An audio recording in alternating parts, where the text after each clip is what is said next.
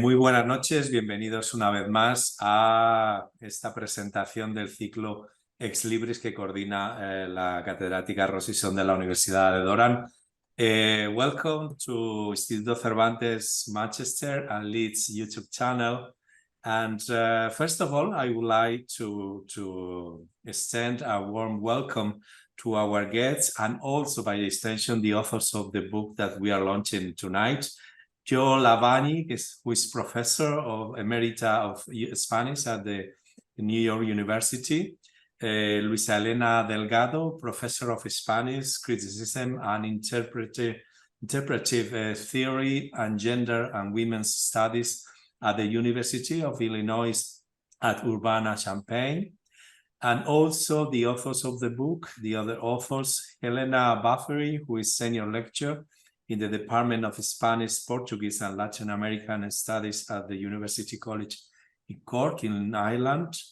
Kirsty, professor of Hispanic Studies at the University of Warwick in the United Kingdom.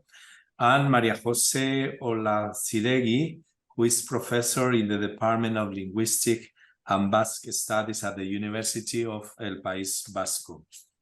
And of course, I would like to thank again and to welcome Rosi, our host guest, who is professor and deputy head of the School of Modern Languages and Culture at the Durham University in the United Kingdom. And maybe most of you or some of you, because we are very happy to have people participating in several events of this series of Ex Libris. Ex Libris started, now we are at the end of the third year in 2020, and it's a series dedicated to publications of Hispanic studies. And here we discuss and we launch books of contemporary Hispanic culture in British academia and in collaboration, as I said, with the coordination of Professor Rosi. Before I give to her the floor, I would like to introduce her very briefly. She has published many books on contemporary Spanish culture, film, and literature. Some of her publications include Lost in Transition, Constructing Memory in Contemporary Spain, A Taste of Barcelona, The History of Catalan Cooking and Eating as co-author, Traces of Contamination, Unearthing the Francoist Legacy in Contemporary Spanish Discourse, and Towards a Cultural Archive of La Movida as co-editor. She also published her articles in many journals like a Journal of Spanish Cultural Studies, MLN, Revista de Estudios Hispánicos, Romance Notes, among many others. Well, today, as I said, we have the immense privilege to launch the book Modern Literatures in Spain, a book which provides the first cultural history of modern literatures in Spain. It is something easy to say, the history of modern cultures in Spain, but actually is the first book of its kind. And this book shows the richness of Spain and the cultural diversity that makes this country so interesting. And what the authors have been doing is working across the four major literature cultures in the four languages, official and co-official in Spain: Castilian, Spanish, Catalan, Galician, and Basque. And that goes from the 18th century to the present day. The book is organized in chapters exploring literary construction of subjectivity, gender and sexuality, urban and rural imaginaries, intersections between high and popular culture, and the formation of public sphere. It is without any doubt an essential book, not only for students, for scholars, but for everyone that might be interested in the cultures of Spain. And in that sense, I would like to reiterate the honor for me personally, but especially for the institution. The Instituto Cervantes, as you know, we have as main objective as promote the Spanish and the official languages of Spain throughout the world. And in this endeavor, the dissemination of literatures of Spain has a central place. It is therefore a great honor and satisfaction to launch this great book tonight. Also, I would like to mention that in this aim to promoting the different literatures of Spain, we have a very joint and very productive work with the Consejo Gallego de Cultura Galega, the Chepare Institute in the Basque Country, and the Ramon Llull Institute, which promotes the Catalan literature. And before I pass the word to Rosi's son, I would like to inform you that we will have at the end, like 15 or 20 minutes for questions and answers, and you can put that on the chat. Thank you again, Rosi, yo, and Luisa, Elena, for being with us. It's a real pleasure, and the floor is yours, Rosi. Thank you. Welcome everyone to our last Ex Libris session of the year, and thank you so much, Elena and Joe, for accepting our invitation to present this book. And most importantly, huge congratulations on such an amazing project. There is actually so much knowledge and experience in the pages of this book that it was really humbling to actually read it. I don't know how you guys managed to finish it, but really congratulations again. Thank you. There is so much here to sort of parse, discuss, and so on, but I thought that perhaps we could orient our questions in some more general terms. Please be as specific as you want to be, but I'm hoping that we can introduce this huge project to our listeners today. So the book is certainly different from the histories of literature or literary histories we were reading, at least for me, when I was in grad school a few decades ago. And in your introduction, you actually state the desire to rethink literary periodization. But I actually think you do much more than that. That focus on culture, or you actually quote Raymond Williams here, forces of cultural change that leave their mark on, that actually produce a very, or rather distinct literary and cultural landscape. So I'd like to start our conversation tonight asking you why this cultural turn in your project, and what did it allow you to do or to accomplish making that turn? Well, to be honest, I don't think it was such a turn for Joe and for me, especially. I don't think it was such a turn for some of the other authors either, but Joe and I are very cultural critics. If you read our other work, our articles, we are cultural critics. We always were interested not just in lists of names and events, but on why those names and events. Where do they come from? You know, it's like, yeah, and then there's fashion of, I don't know, literatura rural. Yeah, but why? So all of a sudden, all of Spain wakes up and says, we're going to write literatura rural now. So Joe and I always had that curiosity.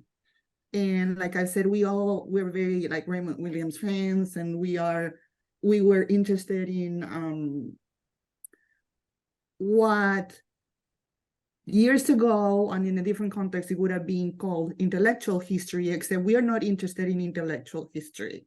We're interested in history, including the common histories that don't get written, right? And so when we were researching the book and read many literary histories and stuff, we came up with a lot of, why is it this way? For example, all literary histories favor works in a serious or tragic mode and minimize humorous works, in part because maybe humorous works tend to be popular and then they're not deemed interesting enough to be included. So we started to think about those things. We also wanted to consider not what literary history said that it was important, but what Spanish people actually read. So that's very important. For example, during the so-called generation of 1898, right? Because what we study in school and in literary histories is Unamuno, Baroja, you know, Valle Inclán, all that. I'm not saying that that's not important. I'm not saying that we shouldn't read them. We definitely should. But if you compare the sales of like Unamuno and Baroja to, I don't know, other writers, more popular writers, is like we're saying that Spanish people were very interested in this bitter debate over the existence of Spain. And I don't know if it was Spanish people or Spanish intellectuals, and only some of them, right? Like Spanish people were interested in psychoanalytic novels, as in everywhere else in the world. And yeah, and another issues that we rarely study. So we started to take a look at those kind of forgotten genres and forgotten authors, and see if that changed the panorama a little bit. And I would say it did change the panorama a little bit. Absolutely. I think that it's just so different than sort of that almost phone guidebooks that you used to read as the history of literatures, that is name after name, work after work, without really understanding where they come from. Joe, do you want to add something more to what Elena just said? Yes, I would. And I agree absolutely with everything Elena said. I would also like to stress right at the outset, this was a team effort. I see Kirsty is logged on, and that's lovely. I can't see you, but great if you're with us, Kirsty. One thing I still feel bad about is because there wasn't room on the spine of the book to put all 5 names. The publisher wanted Elena and me to be listed as authors and the other 3 contributors as contributors, and we were all co-authors. So I still feel really bad about the fact that there's a sort of lack of equality in the way the cover of the book presents us, because it was very much a team effort. Yeah, what I'd like to say a bit about is, well, the periodization thing. And I should say that the cultural history focus actually chose us because it was a commission from Polity's Cultural History of Literature series. But of course, as Elena said, that's what we do. So we were delighted to have the invitation. Yeah, the periodization, we thought about that a lot. Most literary histories have chapters that cover a particular period, and then the next chapter starts the year afterwards. And history doesn't work like that. You don't suddenly wake up the next morning and find you're in a new period. So we made a point, although all the chapters move gradually forward from the beginning of the 18th century through to the present day, of having temporal overlap between all the chapters. So there's no one point at which any trend ends. We wanted to capture continuities as well as newness.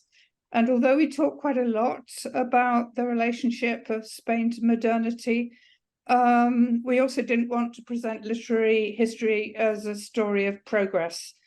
We discuss the engagement with modernity, but not necessarily supposing that modernity was a uniformly good thing. And for women in the 19th century, it was not a good thing at all, not just in Spain. One thing that we didn't really address in the book, but I think kind of perhaps emerges from it, we wanted to work against the exceptionalism of Spain, though we also wanted to very much deal with the specificity of what was going on culturally, economically, socially, politically in Spain that produced the works of literature that we talk about. But I think there's a lot that Spanish cultural history has in common with other Southern European countries. And that's something that I'd really invite scholars to address in the future. It means knowing several languages, but I think that will be a very good thing given today's provincialism, yes, Brexit and things like that. I'd encourage people to work across languages and think about Southern Europe and commonalities. Thank you. I think those are really good suggestions, and in a way opening up the study of Iberian studies and putting connection with other traditions. And as you say, there are speaking to common interests, actually, if you read a little bit beyond your immediate field.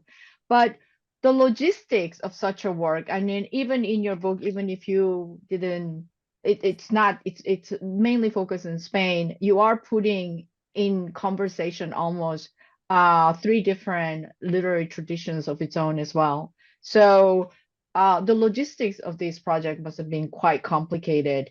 And also, as you're putting these traditions in conversation and in context, you're also actually questioning the logic or the principles that underlie the history of a national literature, right?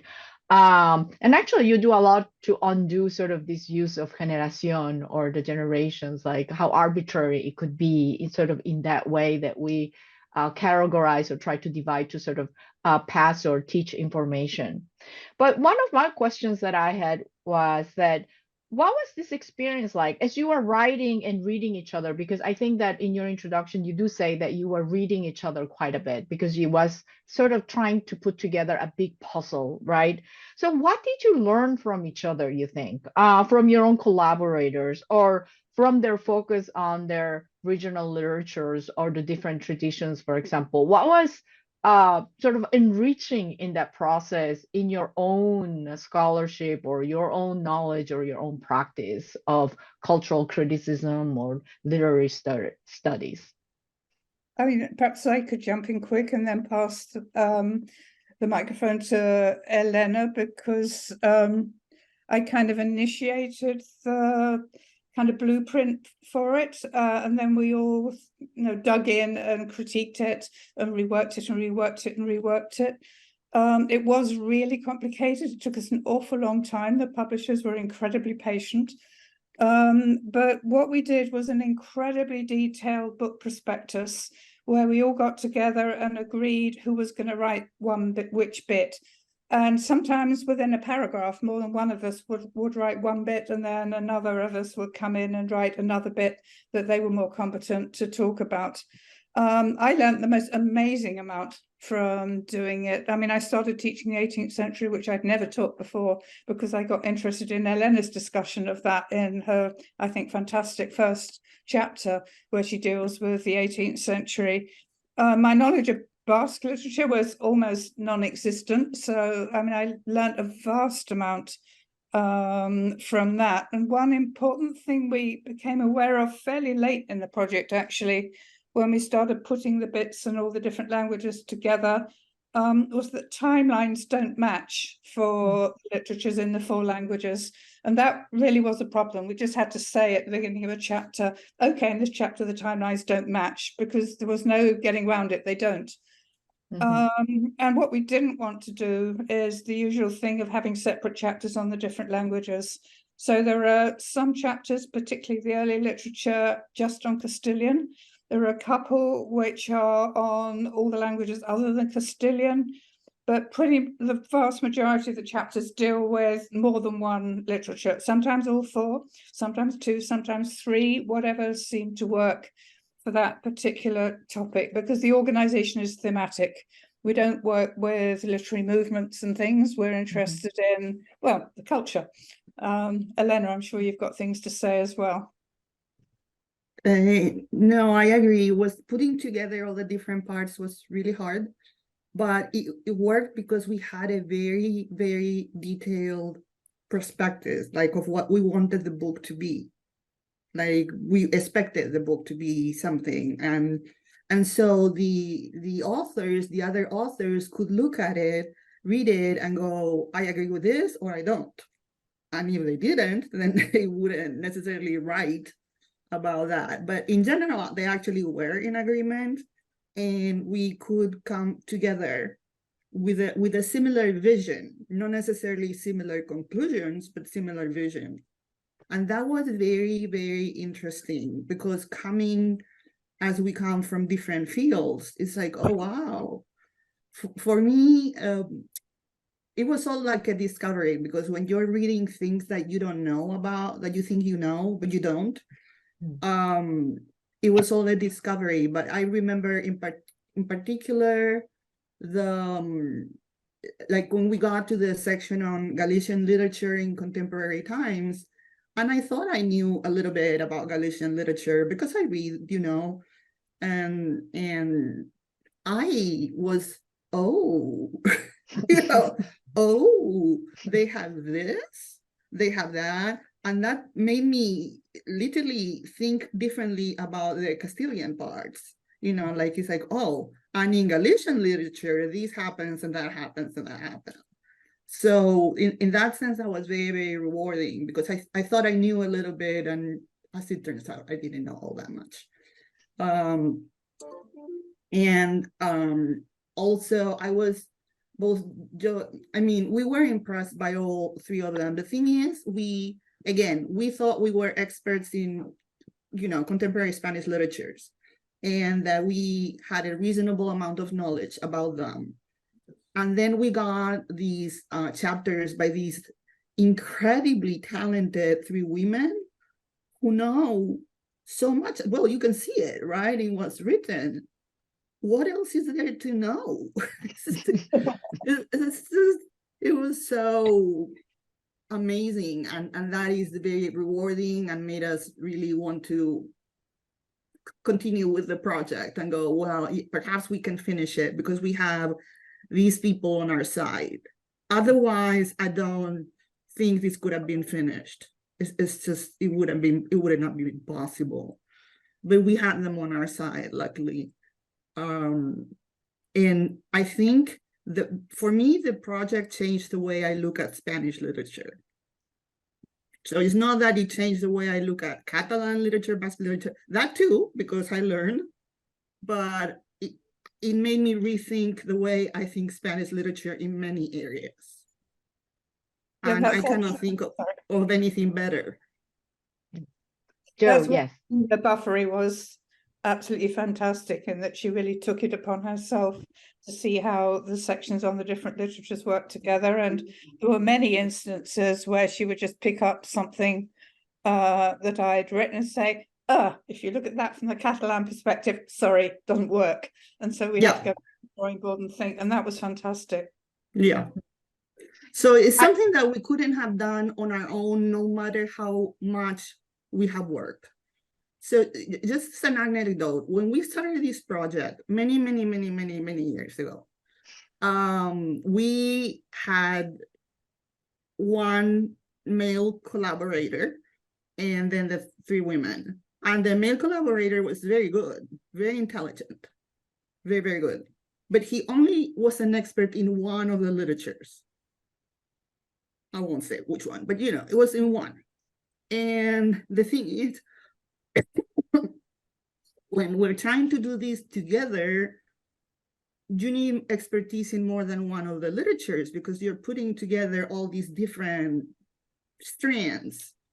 And so he started to get overwhelmed, as was completely understandable. And we started to realize that in order to pull this off, we would need experts in all the literatures. Because otherwise we would also be privileging one over the other or two over the others, right? Like, oh yeah, for Spanish, you need two experts. But for Catalan, you just need one semi-expert. And for Basque, you can have someone who doesn't even read Basque, and that wouldn't work. That wouldn't work with our idea of the project. So we had to change the approach and say, yep, we need 4 experts, and we had to talk to Polity. We had to explain to them why, that it was not just a literary issue, but also a political issue. And they understood very well, and they said, okay, go ahead. And we were very happy, and we ended up with a stellar team, really. I mean, they're just stellar. They couldn't have been better. I agree. And actually going back to your point, Joe, of actually not making those divisions, I think as a reader, and hopefully many of our audience, our listeners today will go and sort of jump into this book. It is really challenging to be confronted with this mix of languages and traditions. And it actually was very challenging for me to sort of keep it together as you read it as a project. And it taught me a lot about how I read histories as well, because I kept trying to apply sort of old practices of sort of organizing information that just kept going against sort of what you were offering me. And it was very enriching, but also a very useful exercise as well. So thank you again. I mean, this is really incredible. So going through sort of the book again, the book sections where you cover the end of the 19th century, there's a whole bunch of 18th century there too. But anyway, the cover from the 19th century and the early 20th century, you seem to offer a lot more contextual information, actually, like suddenly, why are people reading these or writing about X, right? And that was really, really useful, actually, for me, because it also allowed me to sort of complete my own map. You provide a really detailed cultural landscape that is very, very useful to situate authors and to actually better understand or to connect with the works of the writers you mentioned or highlight. So it suddenly, they're not in a vacuum, they sort of make sense, at least it was for me. And you actually spend time perhaps formulating or describing cultural trends, right? That you seem to highlight or spend time perhaps articulating an idea about the importance of these trends sort of in that process of making modern Spain, or sort of a moment of social transformation that is going on at that moment, not only in Madrid, but in other cities of the country. So having put together this sort of comprehensive project, do you want to talk a little bit about these cultural trends? What were surprising for you to find out more about them? What trends would you invite our listeners to examine again in future research? I'm thinking about examples, for example, the folletines, the kiosk literature, or the theater, for example, or zarzuela. Yes, please talk about those trends. I could jump in if that's okay. We didn't actually intend to give more contextual information in that period than we did in other periods. If that's how it sort of looks to a reader, that's kind of interesting. But I did find that period the hardest to write about. In fact, I left the chapter on the nation called into question as the last thing I wrote, because I just knew I was going to find that really difficult. And I think Elena's already mentioned, we want to get away from the small body of intellectuals. Barroca perhaps is a little different because he writes great adventure stories.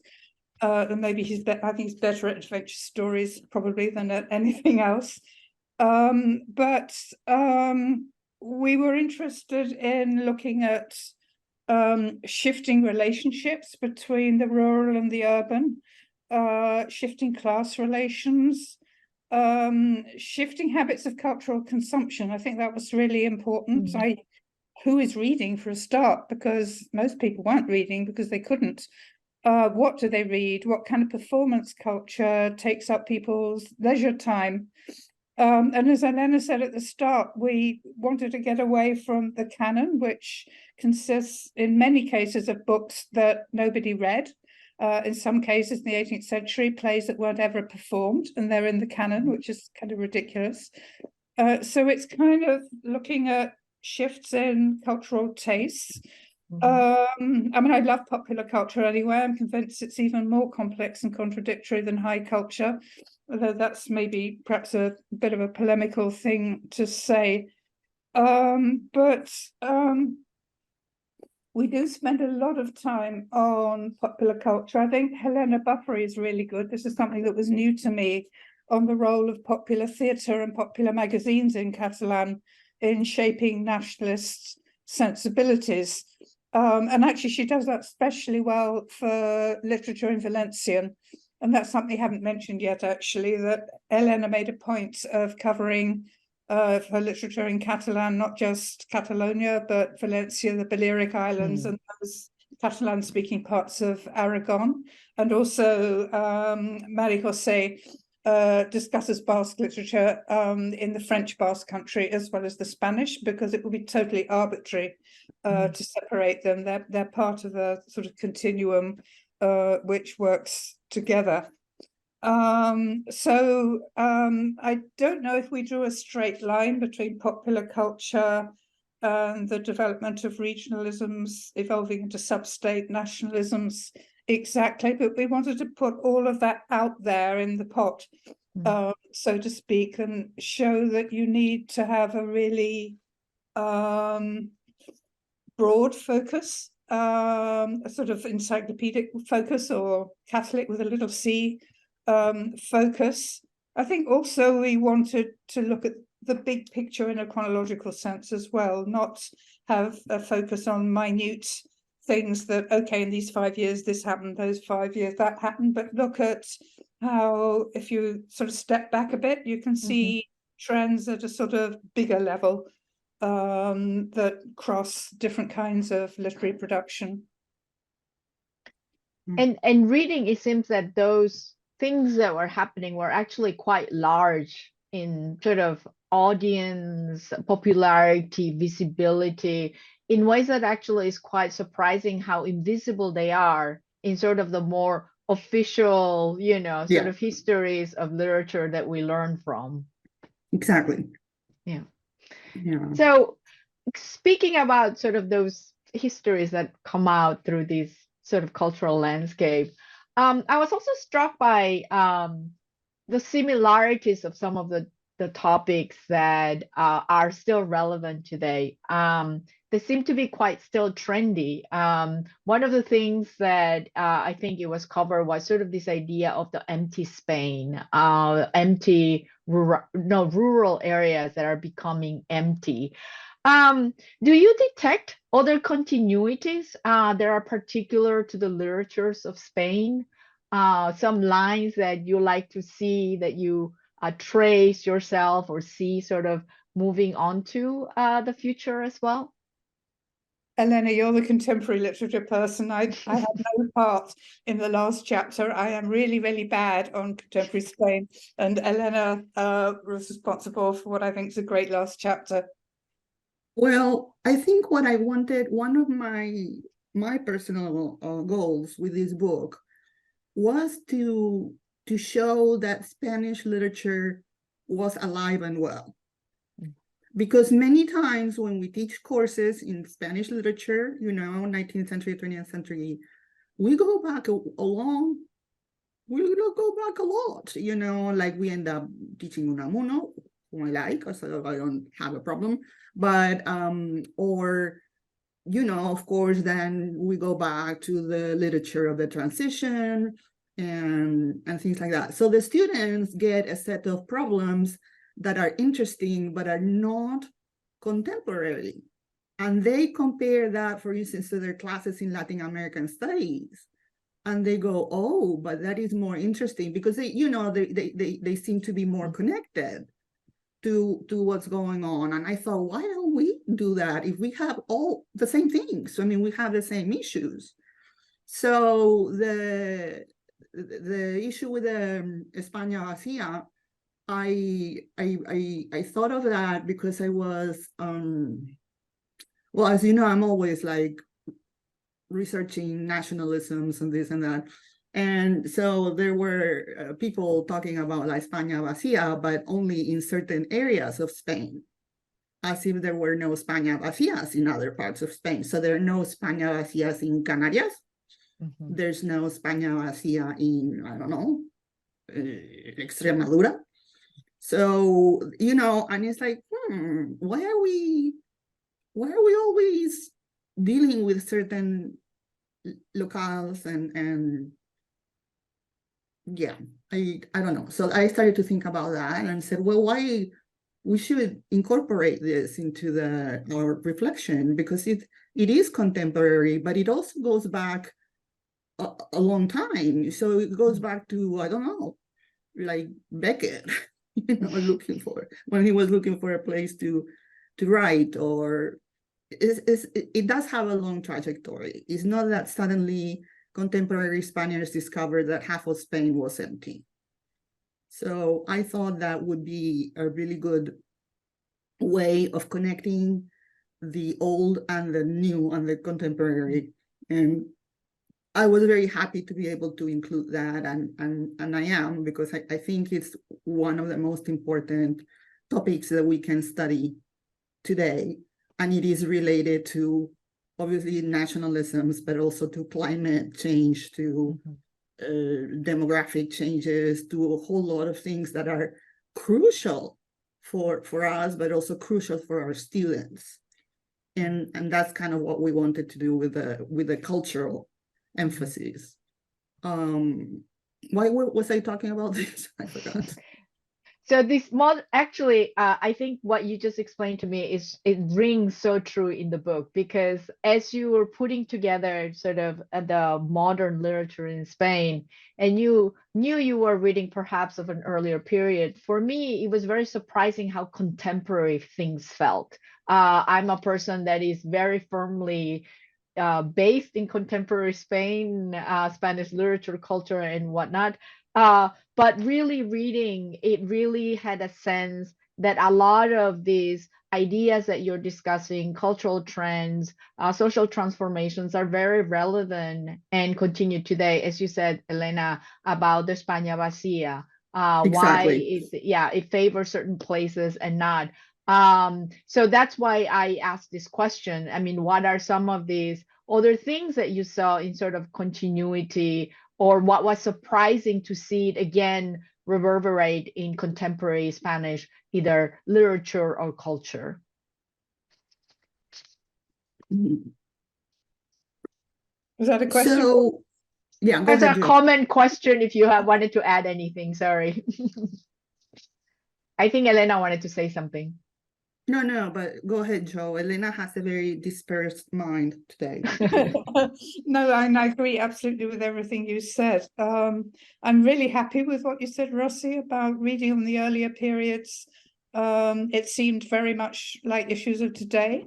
I mean, that I'm very happy about. I mean, yes, we wanted to do it, but you can't. The test is when people read it and what they take away from the book. But I mean, I think the two things that for me stand out as running through the book, you know, kind of surfacing, disappearing, gender, and that's partly because we were a team of all women.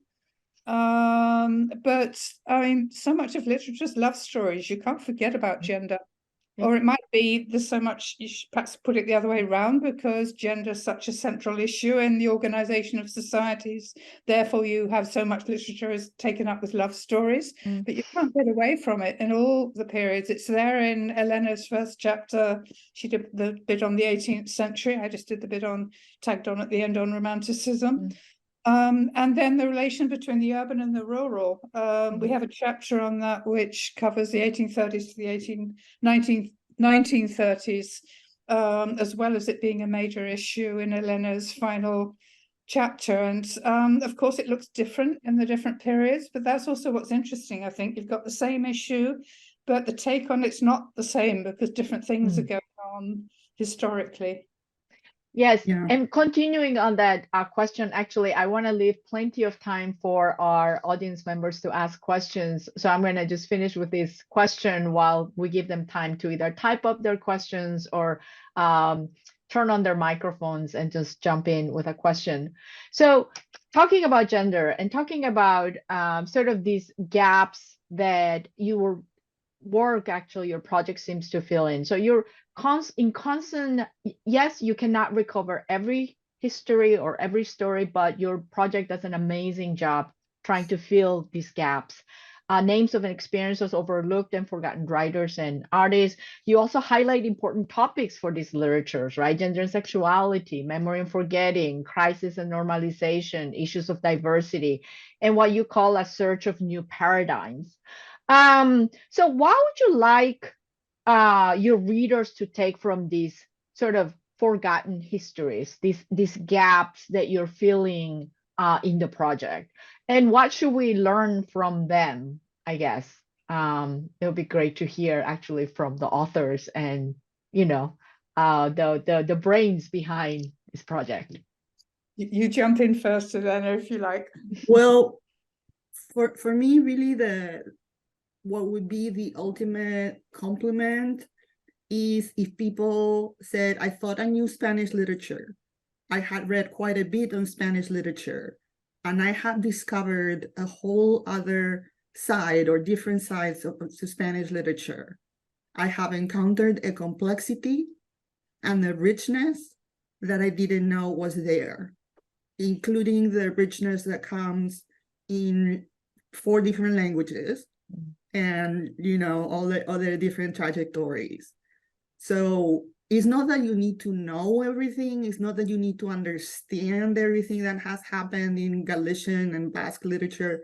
But if you have an awareness, yes, this is a country, but this is a very complex and rich country with a huge history. And the different languages and cultures have interacted, not always peacefully, not always happily, but they have interacted, and they have things in common and things that are very different. And if people can get away with that, you know, when they say, I'm going to study Spanish literature, and you ask them which part or which aspect, that they won't go, you know, that they will go, oh, sure, okay. Yeah. And maybe they won't. Maybe they'll say, I want to focus only on Catalan literature. Maybe I want to focus only on Castilian literature. That's fine. But as long as there is an awareness, right? It's like if you say, I'm going to study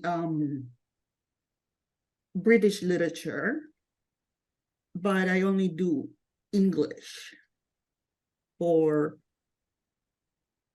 you know, people who study Indian literature, they say, I study Indian literature, but they only study it in English translation.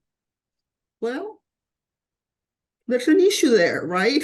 At the very least, you need to be aware that there is a whole body of Indian literature that is not written in English.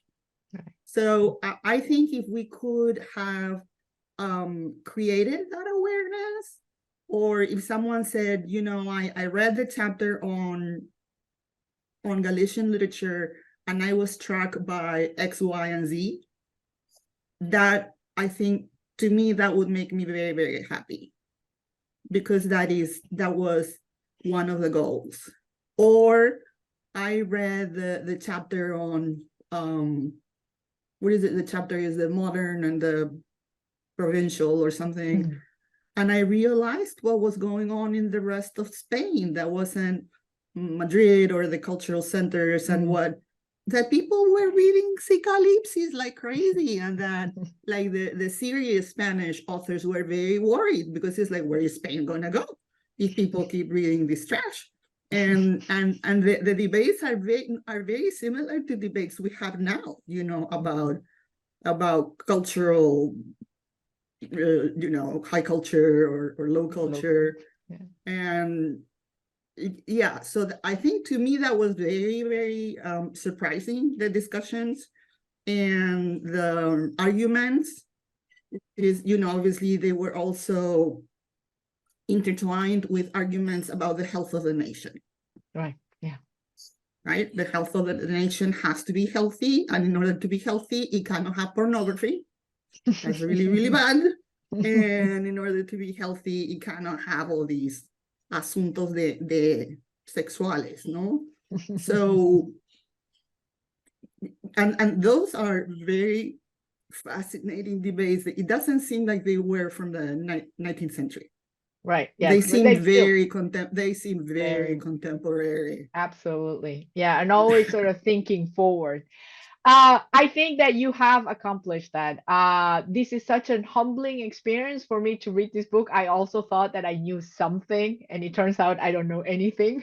But I think that we're going to open the floor here to our listeners, and we already have a suggestion, perhaps question in the comments that I'm going to read from Norman Weinstein.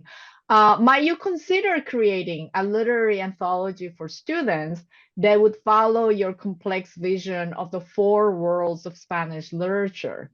There is a little-known anthology of American literature, the Multilingual Anthology of American Literature, edited by Mark Schell and Werner Sollers that offers a range of different literatures in different source languages other than English with and face English translation. Your new book seems to create the foundation for that kind of alternative multilingual literary anthology.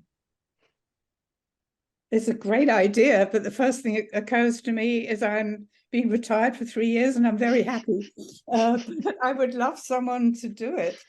I mean, one of the problems with anthologies is that you end up having kind of fragments of texts, and that can be tricky, but it can be done with sensitive introductions. I think it's a great idea. I know I did once have an idea and I never did it, of trying to do a Spanish anthology, which was the equivalent of the kind of British Great Tradition, Libris kind of anthology. It's just kind of assumed that there isn't a history of thinking about culture in Spain, and there is. If you go to the texts, and the Krauses would be pretty important in that for a start in the second half of the 19th century. I never did it. But I like very much the idea of taking as a model something that's been done on another literature and saying, well, hey, that works for Spanish too, wouldn't that, for Spain too, wouldn't that be good? It's a great suggestion, but I'm not going to do it.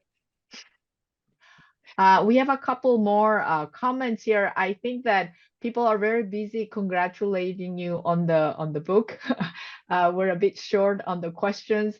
So if anybody wants to ask more questions, please unmute your mics and jump right in. I'm just gonna, while perhaps people are turning on their microphones, I just wanted to tell you that people in the comments section are saying they're waiting for their copies for their library, thanking you for the talk, congratulations on the book, gracias for the talk, getting libraries to purchase the book, and actually Wada was listening to the talk while walking.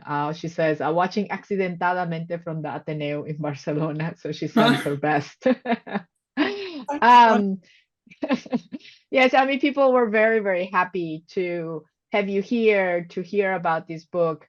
I don't know, Pedro Eusebio, if you have a question, because I saw like you. Yes, go ahead. It's more than a comment, it's a question. When you analyzed in your book from different scholars, professors, about the literatures of Spain, Catalan, Basque, and Galician, and Spanish, Castilian, have you also considered the authors that published and write in both languages, because there are many even that translated cells? It's something that have been considered as well in the book, and I think is something to be taken into account, in the sense that that can give a path of this intercommunication that you mentioned before. Yes, and you're absolutely right, and we did think about that. As an excuse, I should say that we were at one point so overwhelmed with the amount of materials and the languages and the back and forth that we couldn't do more. But we should have, in order to make the project really what we had in mind, we should have done what you just suggested. So if we could have, what we're hoping is that if people like the approach, right, and they like the overall idea, then maybe some other people will want to collaborate and say, listen, I have this, I wrote this on such and such period, and we would be very happy to include it, or, you know, change it or whatever. So yeah, I agree with you. I see this as an open project. Mm-hmm. In a way, because it can't be closed, right? It cannot be closed. Cultural history is not closed. You don't close it. You don't say, we got to this point, we're done. So I see it as an open project. This is what was started. This was the premise. Where are we? Do we see it the same way? Do we want to continue along different lines? Or, you know, what are the suggestions? And then we can collaborate. This was a very collaborative project from the beginning. with people working in different countries, in different cultural traditions, and with different cultural backgrounds. And we managed to do something that is at least readable. So why not continue? I would like that very much. I think Perhaps, actually, yeah, go ahead. just coming quickly, Rosi. Helena Buffery does talk a bit about the problem of writers from Catalonia who were brought up under Franco not speaking Catalan, but Kirsty Hooper actually spends a lot of time on the problem of how Galician literature has been constructed to exclude writers who write in Castilian, not in Galician, and how writers who have moved from writing in Galician to then writing in Castilian have been branded traitors. She's actually very refreshing on that, I think. So yes, it's a really important issue. I should say that the original draft of this book was not quite twice the length of the present one, but we had to do massive cutting to get it down to the length that the publishers could cope with. But I'm delighted if the book raises issues for more to be done. I think that's just what we want. Absolutely. At 327 pages, I think there's so much more. And perhaps, as Elena said, this is an open project, and perhaps it's an invitation, actually. It's an invitation to continue this work. It should have its own platform, perhaps. Just sharing some of that experience against reading, I think that for me, it was just so much in there that I felt that I couldn't control everything, and I just had to let go to actually read it and sort of get something out of it, because it was so rich, and against something that I thought I knew. So it was really a very interesting experience, actually, for somebody that has been sort of reading and teaching this material for a long time, to be fed so much more new information from very different perspectives, and sort of learning the process. And also, I think it was an education for me to process information in a very different way. So thank you again. Rebecca Ingram writes from California, enhorabuena, and I look forward to receiving my copy. I was also thinking about how lovely it was to hear you three comment on what you knew in going into this project, but also your reflections of what you learned and what you realized that you didn't know so much about. Yeah, that makes me so happy. So happy. You cannot imagine. Because for me, the best thing about our courses, our universities and all that is when we learn new things about what we thought we knew.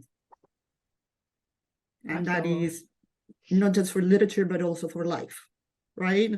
Like when you think, I know this, I know that, and I know. So for me, and forgive me for going into sort of the personal stuff, the process was also learning about me, what I thought I knew about me, and before I was diagnosed with a terminal illness, and then what I needed to expect from my new life, and which wouldn't be the same as my old life. So this process of finishing this book with my co-authors, but especially with Joe, who is the most extraordinary human being that you can encounter. And I'll say that of you, Elena. Has helped me so much. I wouldn't even be here today, if it weren't for her. So for me, this is also what I have learned, not just about Spanish literature, about periodization, about the topics, is about us, what we think we know, and what happens when there's a different perspective that shows you a different way, a different angle. And when you work with a group of scholars who support you in ways that you didn't even anticipate because it's so hard, and then you get to a good ending and you have other scholars saying, we really enjoy this, etc. So for me, this is a huge lesson that this book brought. I cannot tell you what it means to me to be here today, to be with Joe, to have finished this project with her. This will probably be my last project in a while. I'm probably going to retire in December because of my health. So to finish like this, surrounded by friends, by colleagues whom I respect so much, by colleagues who have done so much for our discipline, who have brought fresh air to peninsular studies, and who have been such extraordinary friends to me, is a gift. So I thank you, and I'm going to stop here because, as you can tell, I'm about to cry. So thank you, and nos vemos, ¿no? Sí, thank you so much, Elena. Those are wonderful words to close this chapter here in Ex Libris. Thank you so much, everyone, for being here with us, for being part of the conversations, and we'll hopefully see you again in the near future. Thank you. Thank you, Just want to Pedro say very Eusebio. Thank you, quickly Joe. that Elena is the only person with whom I could possibly have produced this book. So thank you, Elena, for those lovely words. Thank you. Thank you to all of you. Thank you, Elena. So great to have you, Joe, Elena, this book that for sure would be in the history of the studies about the Spanish cultures in plural. It's so important. And the efforts that you have made, it's always there. And we are, as I said at the beginning, we are even prouder now after your talk about this launch of this book. So thank you so much. Muchísimas gracias. And the Libris will continue next year. We have fixing the program, but we are so grateful also to Rosi Song. We will continue in 2024. Muchísimas gracias y nos vemos. Gracias a vosotros. Hasta pronto. Muchísimas gracias. Un abrazo, Elena. Chao, gracias a todos.